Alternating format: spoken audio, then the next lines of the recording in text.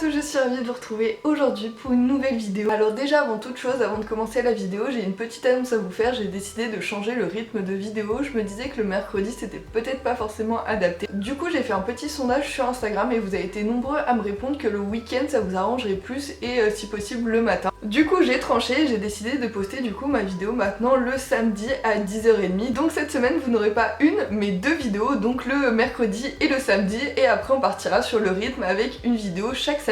J'espère que ce petit changement vous plaira et que ça sera peut-être plus pratique pour vous pour regarder les vidéos, parce que c'est vrai que le mercredi en pleine semaine peut-être que vous n'avez pas forcément le temps, donc le samedi ça sera peut-être plus adapté pour tout le monde. N'hésitez pas à mettre en commentaire si ce jour-là vous arrange plus, parce que c'est vrai que c'est pas évident. J'ai essayé de contenter tout le monde en essayant de trouver un horaire et un jour adapté pour tout le monde. J'ai fait au mieux, alors j'espère que ça vous plaira, et n'hésitez pas à me suivre sur Instagram parce que vous êtes vraiment au courant de tout ce qui se passe, de toutes les actualités par rapport à mes vidéos. Je vous montre les nouvelles feuilles qui poussent, je vous fais des fois des petites stories pour parler de plantes, donc voilà, je suis assez active, donc si ça vous intéresse, n'hésitez pas à vous abonner. Et dernière chose par rapport à Instagram, il se pourrait qu'il y ait un concours d'ici peu de temps, mais je vous ai rien dit. Alors aujourd'hui j'ai décidé de vous parler d'un élément que tout le monde connaît, que la plupart des plantes addicts utilisent pour leurs plantes, mais qu'on ne connaît pas forcément très bien. Donc j'ai fait mes petites recherches et du coup j'avais envie de vous en parler un petit peu plus précisément. Alors cet élément, le voici, c'est de la perlite. Alors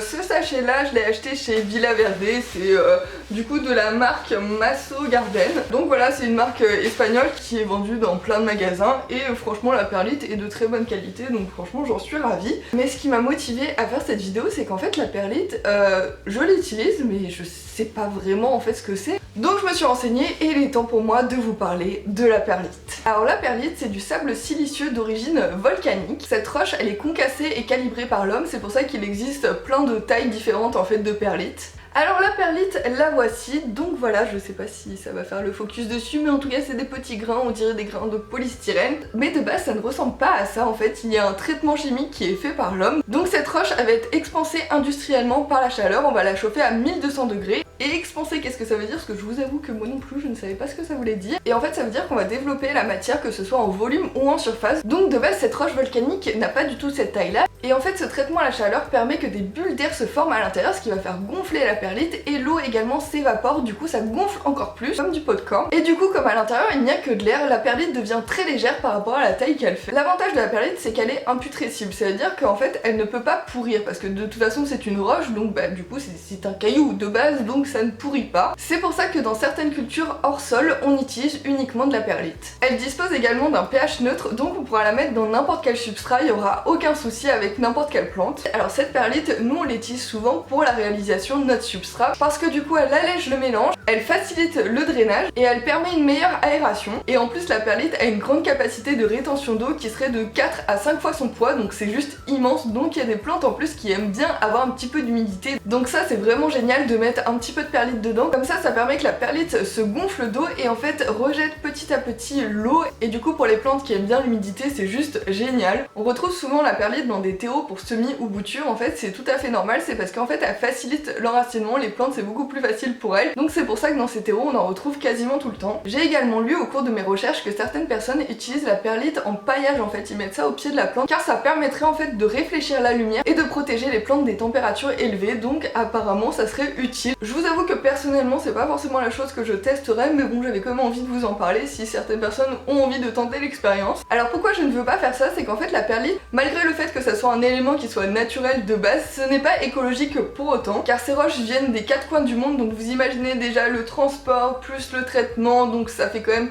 pas mal de pollution. Et le pompon sur la Garonne, c'est qu'en fait cette matière n'est pas renouvelable et n'est pas recyclable, donc c'est pour ça qu'il vaut mieux l'utiliser avec parcimonie. Moi je sais que je le mets pas forcément dans toutes les plantes, j'ai certaines plantes où je sais que ça va leur faire du bien et que vraiment c'est nécessaire. Sinon j'essaye de limiter au maximum, d'utiliser éventuellement du sable, d'utiliser des substituts et pas forcément de la perlite, parce que c'est quand même quelque chose qui n'est pas recyclable. Et du coup sauvons la planète, faisons attention à ce qu'on utilise. Voilà, sur ce je pense que je vous ai dit à peu près tout sur la perlite. J'espère que cette vidéo vous a plu. N'hésitez pas à me dire en commentaire si vous utilisez de la perlite, comment vous l'utilisez, est-ce que vous l'utilisez juste pour mettre dans un mélange, est-ce que vous avez d'autres techniques, ça m'intéresse énormément. Et du coup moi je vous retrouve samedi, comme tous les samedis désormais, pour une nouvelle vidéo. Ciao!